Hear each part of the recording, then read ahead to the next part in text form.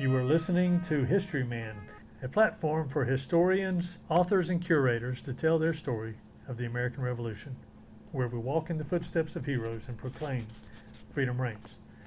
We're here again with Richard Allen Morris, a retired Lieutenant Colonel, U.S. Air Force, and Vice President of the Piedmont Region's Sons of the American Revolution, and volunteer at the 96 Historic Site in South Carolina. So we are in this story. We're now the race to the River Dan with Cornwallis, right? Correct. Trying to get a hold of Nathaniel Greene. Correct. We've got Daniel Morgan, part of that. They're racing to the Dan, and Cornwallis is trying to get right behind them. He's burning his baggage. But while that's going on, you got all these little fires, pockets of things cropping up everywhere that your guys, Kruger at 96, and Brown at Augusta. And then you have Rowden at Camden. Trying to put out all these little fires behind Cornwallis as he's leaving the state chasing after Nathaniel Greene. So tell me about what's happening here at 96. Okay. 96, of course, Kruger says the engineers showing up, they're working on the different forts. He's still going under the mantra that Cornwallis gave him, that this is the key to the upstate. As long as we can hold on to 96, we can control South Carolina. That was kind of the philosophy. Mm-hmm. And so that's what Kruger is doing. He's building like a crazy person. So I'm going to stop you right there. At Camden, you had outposts. You had Camden as the main post, but you had outposts at Rocky Mount. You had outposts at Hanging Rock. What were your outposts here at 96? Orangeburg, Monk's Corner. Okay. Coming out of Charleston, that's the way they would come to 96. They wouldn't go through Camden and up around that way. They'd come up through Monk's Corner, Orangeburg to 96. And in between Orangeburg, Monk's Corner, and 96, open country. Is that right? There were no fortifications. And so they relied upon each other. Camden, Augusta, and 96 relied on each other as far as support. So, of course, after the battle of the second battle of Camden, or the Battle of Hobkirk Hill, Greene turns his attention to the South Carolina again. Cornwallis goes off to the coast to refit. Like you said, the race to the Dan, he lost. Right. Guilford Courthouse, he didn't lose, but he lost so many officers, he expended so much material, he had to go refit basically his whole army before he could do anything. And so he flees to Wilmington, and Greene turns south and comes to Hobkirk Hill, just north of Camden, where he fights Rawdon. Okay. Now, Greene's one of those officers that never won a battle, but he won the war. The reason I say that, and you'll hear, after the Battle of Hobkirk Hill, Greene retreated and regrouped. Rawdon burned Camden to the ground and retreated back towards Charlestown. He ended up Monk's Corner, and he had troops kind of scattered in between, but he went back there. He sent word to Kruger to close up camp at 96. Okay. He said, I can't support you. You're too far away. If you get in trouble, you're on your own.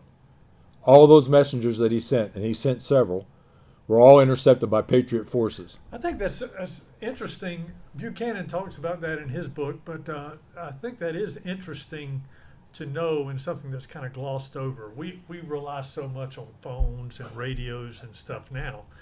It's even satellite. We're communicating to satellites, and then it comes back across on the other side of the world. I can pick up a phone right now and call someone in Turkey and talk to them real time, right?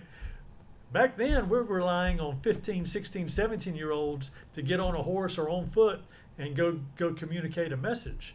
And they were being intercepted right and left. Oh, I couldn't get through. Yeah. As a matter of fact, Cornwallis actually sent additional cannon to Kruger.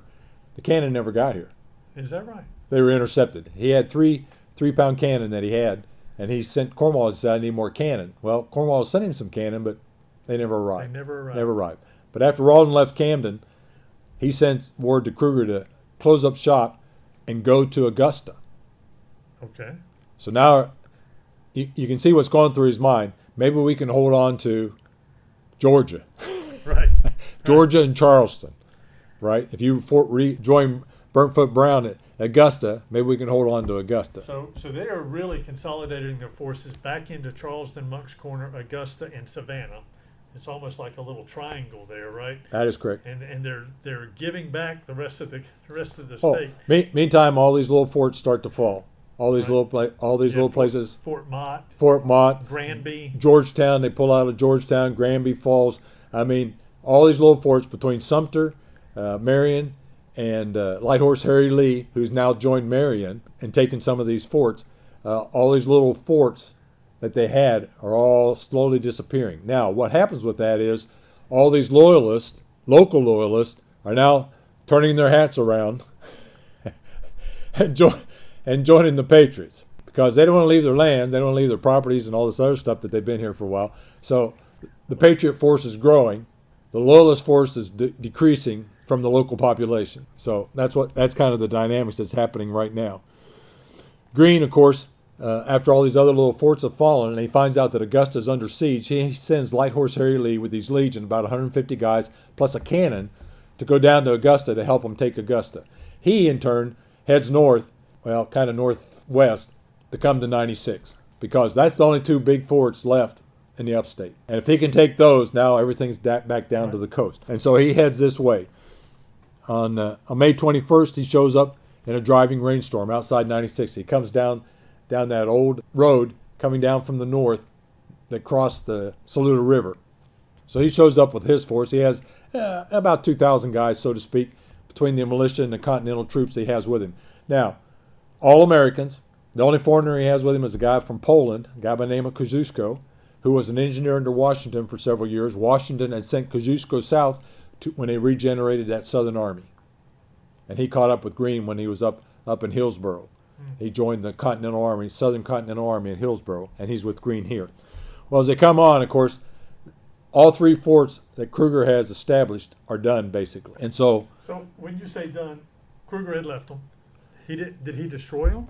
No, he's still here. Kruger's still here at night? He's still here. He meets Greene coming down. Okay, all right, very good. Because his last words were, hold the fort at all costs. It's the key to the upstate. Okay. None of the messengers from Rawdon have gotten through. That's right. They didn't come through. All right. Nobody came through. Rawdon, after he gets back to Charlestown, finds out that Augusta's under siege, sends word to Kruger again, and says, don't go to Augusta. Come to Charlestown. Retreat to Charlestown, burn everything, destroy the forts, and come to Charlestown. Nobody got through. He didn't get that message either. Nobody ever got through. So he's hanging out. Kruger's hanging out here in the wind, basically. Right. He can't talk to anybody because when Greene shows up, cuts off all communications, anybody coming and going. A lot of the loyalists now have come into the camp, so the force has grown. He had about 500 troops out of New York and New Jersey, but then he adds, we don't know how many, because they didn't keep track of all the militia guys. So there's anywhere from 500 to 1,000 militia guys that show up. Okay. And so the forces are just about equal, you see what I'm saying, and when they square off, when the battle finally starts. Greene arrives with these forts on the 21st. Kosciuszko takes a look at the Star Fort, and he makes the determination on the 22nd that the Star Fort is the place that they need to take. Of all three forts, of course, the town's kind of protected by the Star Fort. You'd have to come in from the other direction. The one across the river, why? It's a stockade fort. But he decides if they take the Star Fort, the other two will give up. You say across the river. You talking about the stream? The stream, I'm sorry, the spring. Yeah. Okay. Between the town and the farm. Fair enough. Now, what Kruger had done was he'd closed up the fortifications around the town. He built redoubts in front of the jail, which overlooked the spring, and he manned people there to protect that water supply. He dug trenches between the water supply and the jailhouse. He dug a trench between the Star Fort and the town. He dug another trench between the farm fort, which was called Holmes Fort, after the farmer that owned it. He dug a trench to them as well so they could get to the water supply, and they could move people back and forth without being shot. Now, was it a deep trench? No. We're talking 4 foot? 3 feet. 3 feet. 3 feet. So it's not like they can walk straight up. Oh, no. They piled the dirt on the side, so it's probably a little bit taller, but about, and the average height back then was 5'6", 5'7". They're definitely crouching. Oh, absolutely. Absolutely. They didn't really, and it's about 2 feet at the bottom and about 5 feet at the top. It's built like a V because, of course, you're carrying stuff, and so they made it a little bit bigger at the top. Some of the fortifications, I can go through the fortifications at the fort.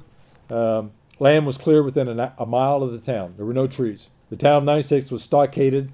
It had 2 blockhouses they put in the town. Which, if you were to go to 96 now, there are a lot of trees around there. Correct. You're going to have to envision Correct. all those trees taken down. That is correct. Okay. That is Much correct. like Camden, when they took over Camden, they just decimated a clear field of fire. Field of fire, absolutely. Around their base camp. And it went for a mile. Yeah. It went for a whole mile around the place.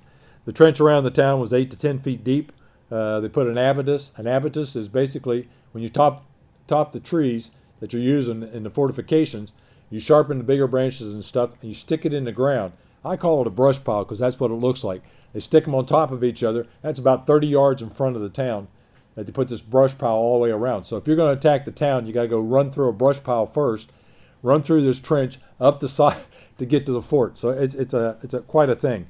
The jail was fortified, redoubts constructed next to the spring. Holmes Fort, which is on the other side of the spring, they put a stockade around all the buildings. They built 2 blockhouses. They dug a trench around it. They put phrases. Phrases are basically trees that they've sharpened the ends of the trees and stuck them in the dirt around the fort. So you have this ring around the fort. And then they put an abatis, of course, around that fort as well. The Star Fort, they dug a trench 8 feet deep. The trench was 20 to 30 feet wide. That's what it doesn't look like at the park. They got a little trench around it, but this trench was 20. That's where they got all the red dirt to build the fort, the Star Fort. The Star Fort itself was 10 to 12 feet thick, packed red clay, not wood, red clay. It was 6 feet high.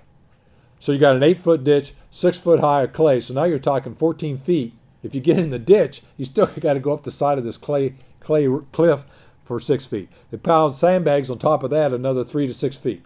And it was basically an earthen castle, Correct. right? Correct. And it was built in a star so that you could have crossfire from every point of that star. That is exactly right. Of course, it had phrases on it as well. The poles stuck in the side of the dirt. They had an abatis at 30 yards, and then they later would build a traverse inside the Star Fort itself, which is 12 feet tall, which is basically just a mound of dirt, which would kind of protect them to get up to the wall of the fort, back and forth. I see. And that is all there. The traverse is still there. The wall of the fort is the original fort that was built in 1781. It's kind of deteriorated, of course. The trench had been filled in, but there's a little trench there that indicates there was one there. So all that is original. That one of the early original dirt forts that exist from the Revolutionary War. Maybe getting ahead of you here. Oh, that's okay. When they laid siege to that Star Fort, didn't the occupants of the fort try to dig out a well? They absolutely. They went down 25 feet, never hit water, 25 feet, they dug a well. That hole is still there inside the fort. If you go inside the fort, you can see the hole. It's filled in a little bit, but they got it roped off and it marked. They said this is the well that Kruger tried to dig once the water supply disappeared. They couldn't get to the water supply at the spring. How many people were in that? About 200. 200 people in that Star Fort. Yeah, between 150 and 200 is what they would put in that fort.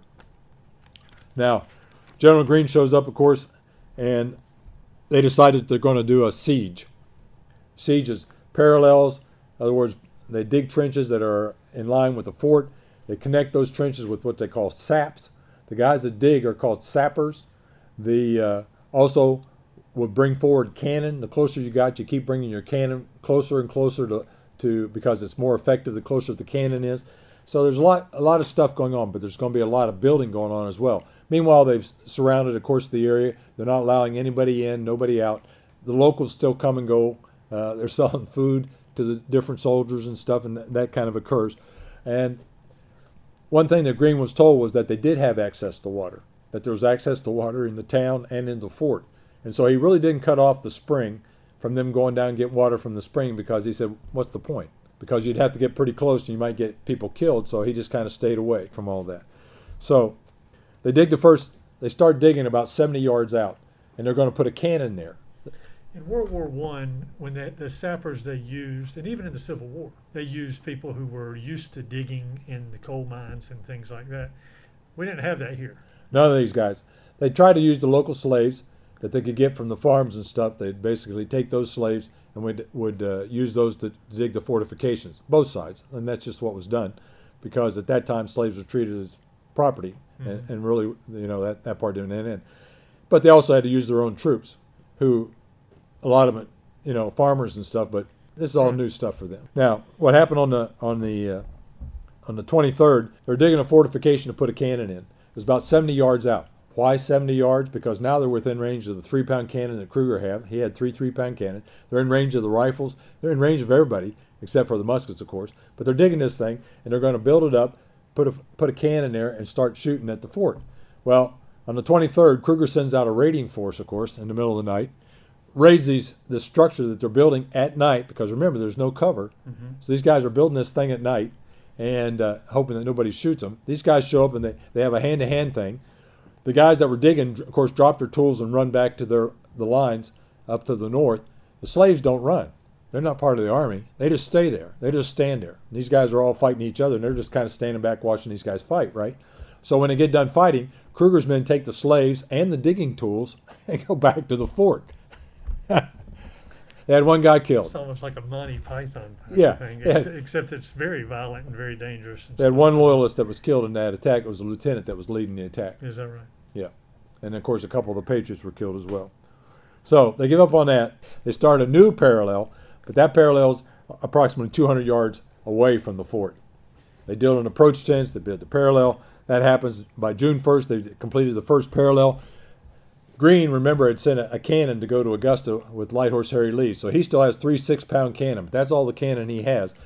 They open up a battery just to the east of where they're digging, and that battery starts firing at this fort. But, of course, they soon realize that clay, 10, 12-foot clay fort, the cannonballs are just not going anything, not doing a lot of damage.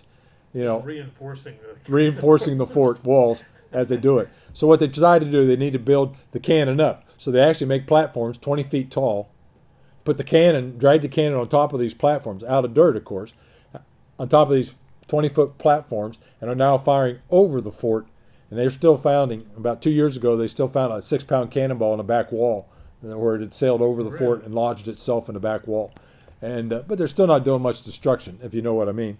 So you got all this going, all this digging going on, plus the surrounding of everything. On the 8th, by the 8th of June, they've got the second parallel done. They got the first parallel done. They got the trenches connecting them. Light Horse Harry Lee shows up from Augusta. Augusta has fallen. Augusta fell on the 5th of June. So 3 days later, he shows up with these 150 guys. He's bringing the cannon with him, of course, that he'd taken to Augusta. And that evening, a guy by the name of Pickens, who had signed the parole originally when they'd taken over South Carolina, and then had rejoined the forces, had fought at Cowles Pens, now he fought at Augusta, and now he shows up at 96 with 400 militia guys. Of course, Light Horse Harry Lee looks at General Greene, he goes, how come you're not attacking Holmes Fort? It's made out of wood, as opposed to this thing. And General Greene says, okay, you go get it. So he does. He sends Light Horse Harry Lee and Pickens over to the Holmes Fort, and they start digging trenches and attacking this fort. Of course, when his 6-pound cannon shows up and he fires cannonballs against that stockade fort, which is made out of logs, splinters start coming out. And he's making holes in the side of that fort like all the time. So, but he's got the Holmes Fort, Greene's got the Star Fort, and they kind of leave the town alone. In the middle of all this, they complete the third parallel, which is now about 30 yards out from the Star Fort. And they decide they're going to build a tower. It's called a Mayhem Tower. The tower is made out of wood. It's made out of logs. And they stack it up 30 feet so that you can shoot over the walls of the fort. That's the whole idea. It was invented by a guy by the name of Major Mayhem, a South Carolina militia guy. So they start this Mayhem Tower, and they complete it in one night. Got to think about that. All the trees have been cut down within a mile of the town. So they're cutting down all the trees over a mile away. They're dragging them through the trenches in the middle of the night, and they erect this fort 30 feet tall in one night, and they put sharpshooters up in it that are shooting down inside the fort. Kruger responds by putting sandbags on top of his fort. So now, instead of 3 to 6 feet, now you got 6 to 8 feet, and you just got little shooting holes for the men inside the fort as opposed to shooting over the walls. Right. Now, at the same time, Greene has the idea that if he starts a fire in the town, Kruger will give up. So he has these men take arrows, load them with par pitch, light them on fire, shoot them, and try to land the arrows on top of the houses. Remember, these are wooden shingles, so he's going to set the town on fire. Kruger responds by removing all the roofs on the houses. So when the arrows come in, you just stomp them out. You don't have to worry about that. And when Kruger sees the tower, he starts heating these cannonballs for his 3-pound cannon. He's going to shoot them against the tower, break up the tower, and set it on fire with these hot cannonballs. He can't get the cannonballs hot enough. And the fortification, the tower, is made out of green wood. Doesn't work. So that's where we're at. They're about 30 yards away. Meanwhile, Rawdon has put together a force in Charlestown. He got reinforcements from Ireland. Irish troops show up on boats. There's about 4,000 of them. And he's going to take some of those troops, plus the troops he has, pick up some more at Monk's Corner, and go relieve 96. He already has gotten word that Augusta has fallen. He's going to go relieve 96. So he has about 2,000 troops that are headed to 96. Now, it normally took, if you had a little caravan, about 9 days. It takes him a little bit longer than that, about 13 days to get there. He's taking kind of a circuit route because all these other forts have fallen, and he's trying to avoid a conflict. And so he heads north to 96. Ward on the 17th gets to Greene at Rawdon's almost there. So he sends Pickens with his troops to try to intercept them, basically just to slow them down. Not to fight a pitch powder, just to slow them down. He'd already sent word to Sumter, he'd sent word to Marion, hey, you need to slow these guys down. He then also sent his cavalry under Washington to go south to try to intercept Rawdon and just slow him down. Just slow him down, gives a few more days. Meanwhile, they've also started a tunnel. Kosciuszko realized they're not going to blow this fort apart. They're going to dig a tunnel, go underneath the fort, and blow it up. So at the third parallel, they go down 6 feet. The tunnel is about 3.5 by 3.5. Is it still there? Still there. Really? The tunnel still exists. Of course, they've closed it off because of liability and all this other stuff. Reinforce the tunnel with no reinforcements. Like that? No reinforcements. Red clay. Hard red clay. Kosciuszko called it soft rock. They're digging through this thing in the middle of the night, of course, with candles and hauling the dirt back in baskets and up. And I mean, just unbelievable the amount of labor that went into this star fort. That's crazy. They got about 125 feet. And, of course, that's when they find out Rawdon's close, and they stop digging the tunnel.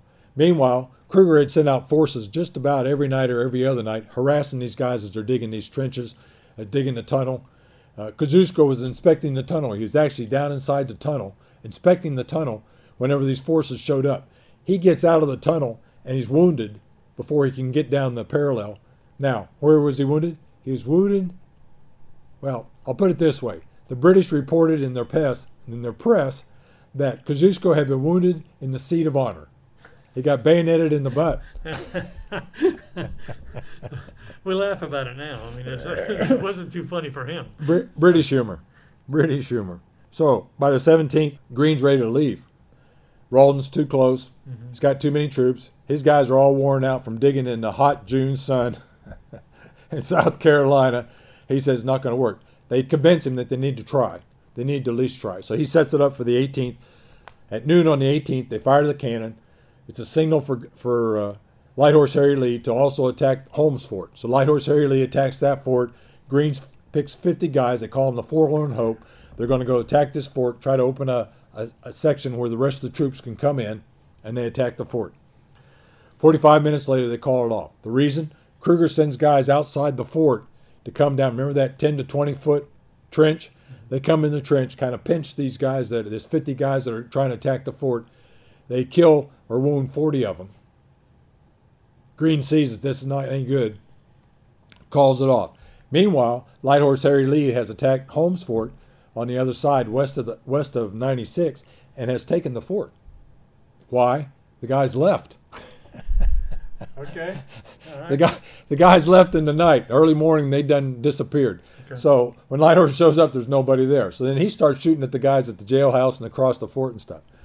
But before all this happened, whenever Light Horse showed up, they finally ended the water supply. And the way they ended the water supply was, the ladies used to come down and get water and take it back through the trenches and stuff. And then guys started showing up and getting water. Well, they shot 2 of those guys. They got close enough with the rifles to shoot 2 of those guys.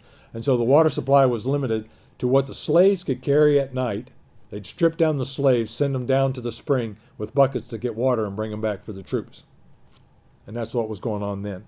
So the siege lasted for 28 days. On the 19th, the siege ended. He asked Kruger if he can come pick up his dead, to bury his dead. They exchanged prisoners. Things are going on. Kruger had gotten word a couple days before that Rawdon was on the way with the relief force. The way he got the word was there was an older gentleman used to ride up and watch on his horse. He'd just sit off to the side and watch these guys shoot at each other. Mm-hmm. Then one day they noticed that his horse was kind of drifting towards the town. next thing you know, the guy grabs the reins, kicks the horse, and heads to the town. Of course, they tried to shoot him before he got to the town.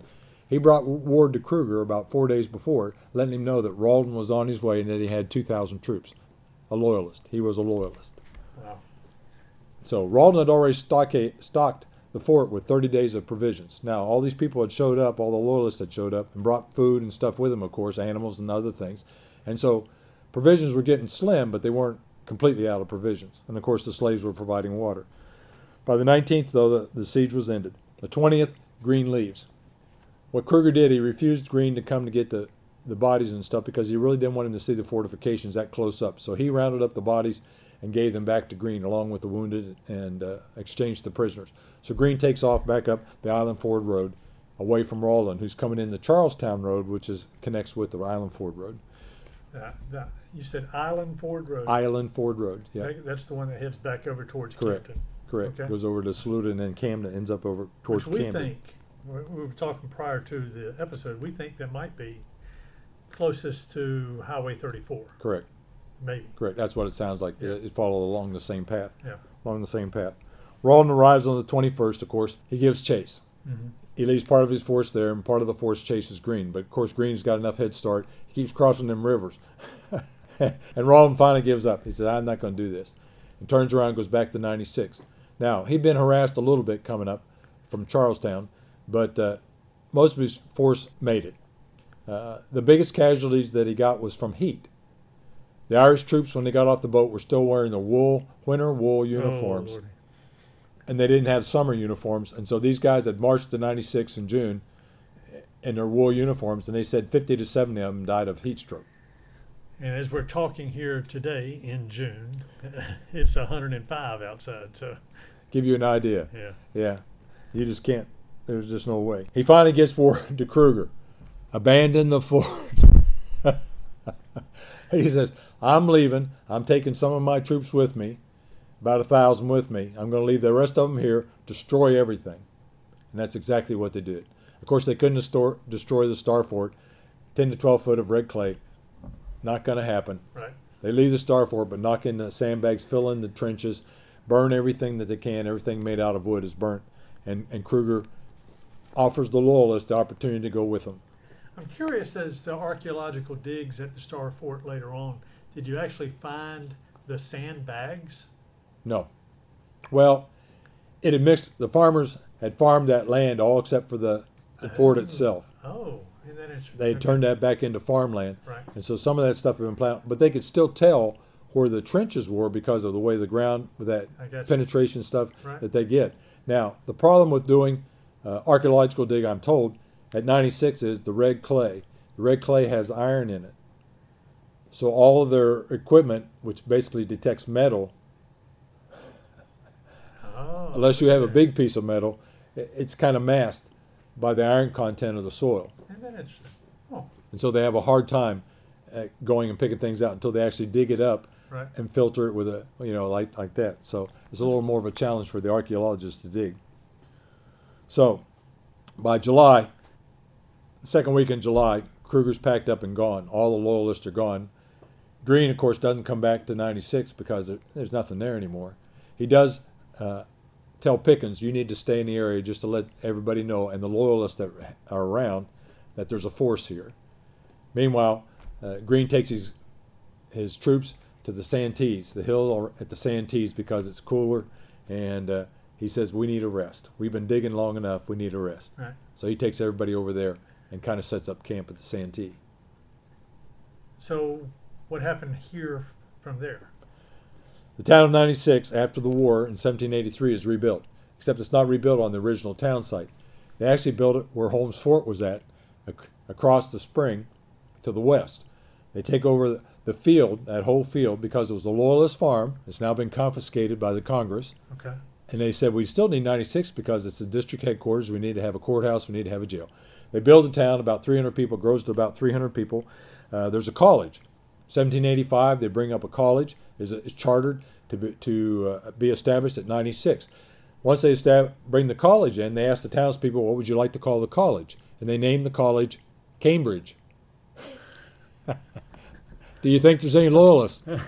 There's a few still. Still in the area. So the town after they named the college Cambridge, said, this is really dumb. We need to change our name too. Changed their name to Cambridge. So if you look up the town of Cambridge in South Carolina, you're not going to find it. The only place that existed was where 96 had originally been. This third 96 had been created in 1783. 1787, of course, is when they changed the names. 1800, judicial district is abolished because all the towns above them now want government in their own areas. They don't want to have to come to Cambridge to go to jail. They don't want to come to Cambridge, file the papers.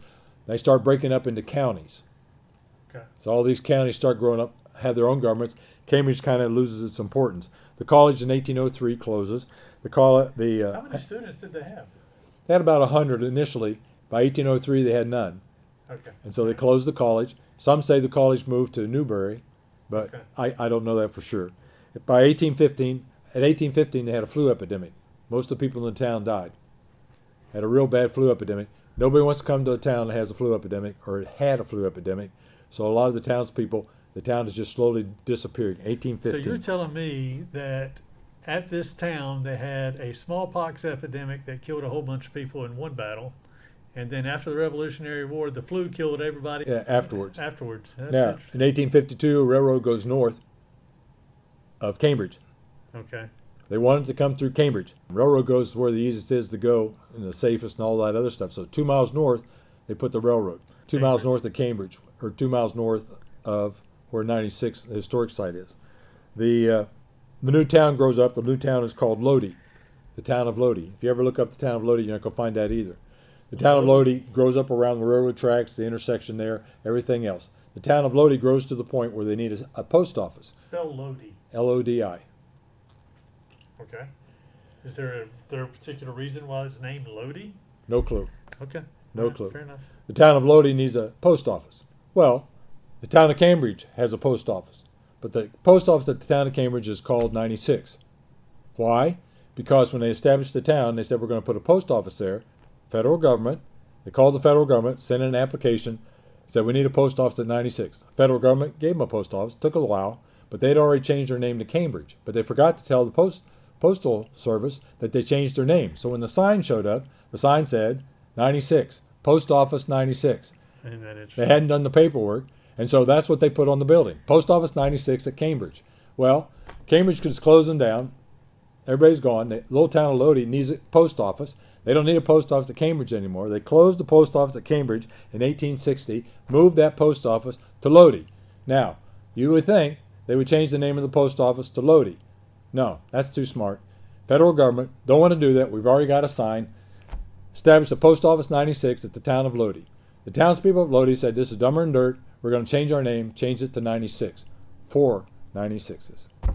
That is the end. That's why the original town of 96, the Fort Nnety Six, is not actually in 96. What a great story, man. Now, if they were to come to 96, what would they find? 96 has the National Park took it over in the 70s.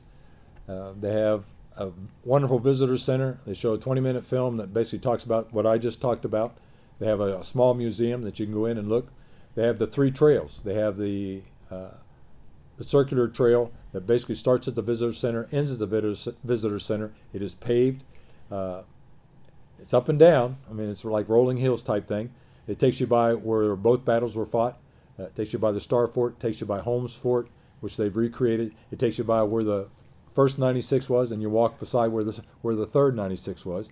There is a trail that follows the old Charlestown Road. Those roads are still there.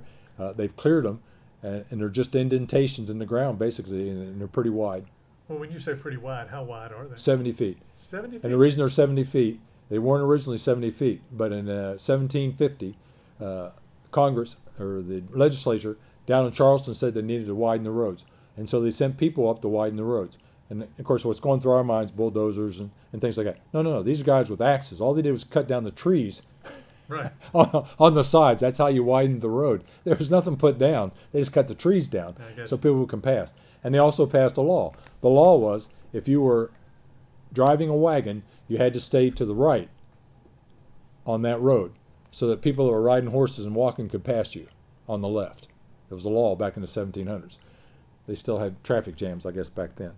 Other things at the park, we also have original Cherokee Trail. There's a Cherokee Trail that they've preserved. that you can go down and walk that Cherokee Trail, and it goes for a couple of miles through the woods. It goes pretty close to where Gowdy's trading post was. There's a trail, a path that goes down there. You follow the Charlestown Road, go off the path around where Gowdy's place was. It's marked with posts that shows where we think the trading post was, and then you go past the cemetery where his son's buried and things like that. There is a farmhouse there, a 2-story log house that was built in the 1780s that was moved from Greenwood. When the Greenwood Historical Society had it, we're told that there was this farmhouse there that these people was tearing down a house, and they found this thing underneath the house. Underneath the house they were tearing down. It had been covered with siding and everything else. And so they said, yes, we'd like to have it. Put it on a flatbed truck and took it down to the park and erected it down there at the park. And that's kind of a model for them. Now, there's several events throughout the year. They have a crossroads events in the spring where they bring in reenactors and people that can do that. They have several events during the summer for kids. They have stargazing. They have a pond that they inherited from a cotton mill that had moved away, and you can actually go and fish there as long as you got a fishing license and stuff, which is on the other side of the park. The park is 1,000 acres. They've got horse trails. You can bring in your horse and ride these horse paths throughout the park, the back part of the park, and I mean, it's just got a lot to do. How would they find you? The park is 96 National Historic Site. If you go to that website, they have listing of events that occur on a regular basis. As far as location, if you go to the town of 96 and come south about 2 miles, you'll find the park. Very good. It's a beautiful park, and it is actually a historic crossroads in many respects. Listen, thank you so much. Appreciate your time. You're welcome.